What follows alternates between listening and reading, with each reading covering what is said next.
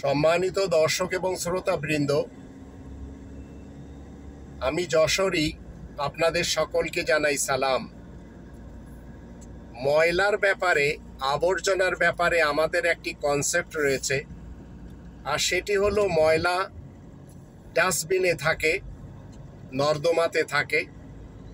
কিন্তু মনে রাখবেন, যে সমস্ত মানুষেরা আল্লাহ তাআলার শান্তির রাজ্যে অন্যদের অধিকার হরণ করে, যারা আল্লাহ তাআলার শান্তির রাজ্যে দুর্নীতি করে, দুষ্কৃতি করে, ভ্রষ্টাচার করে, নৈরাজ্য সৃষ্টি করে এবং দ্বীন ইসলামকে বাদ দিয়ে ধর্মকর্ম নিয়ে ব্যস্ত থাকে, সেগুলি প্রমোট করার লক্ষ্যে কাজ করে, এদের সকলের অন্তরে ময়লা রয়েছে। এদের সকলের অন্তর এক একটি বিশাল ডাস্টবিন। এরাই হচ্ছে কাফের মানুষ, এরাই জালেম মানুষ, এরাই ফাসেক মানুষ। তাই এরা আয়াত গোপন করে, এরাই অপরাধ করে এবং এরাই মুক্ত মানা হয়। আর এদের ভিতরেই আমরা মুনাফিক চরিত্রের লোকদেরও দেখতে পাই, যারা দুমুখ হয়। আবার এরা ধর্মের বেশভূষাও পরে। এদের এক শ্রেণী পলিটিশিয়ান, অন্য শ্রেণী তারা কিনা ধর্মজীবী করে খায়। ইসলাম যারা আগুনখোর বক্তা, এদেরকে কখনো পছন্দ করে না।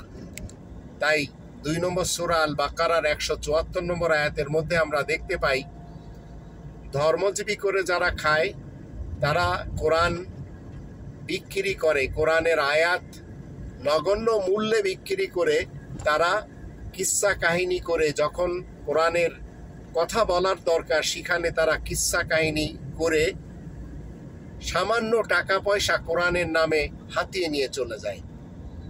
আবার পলিটিশিয়ানরা জনগণের উজ্জ্বল ভবিষ্যৎ নিয়ে সংসদে বসে সাংসদ, এমপি এবং মন্ত্রী সেজে, প্রধানমন্ত্রী এবং স্পিকার সেজে কথা বলে।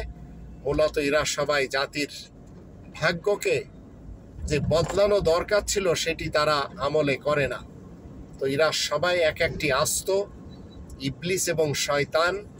এদের থেকে আপনাকে এবং আমাকে বেঁচে চলতে হবে। এরা আপনার ফ্যামিলির হোক, আপনার পরিচিতদের কেউ হোক, আপনার আত্মীয় স্বজনদের কেউ হোক, এদেরকে একপাশে রেখে কোরআনের বিধান মেনে, রব্বানি কনস্টিটিউশনকে মেনে আসুন আমরা জীবন কাটাই।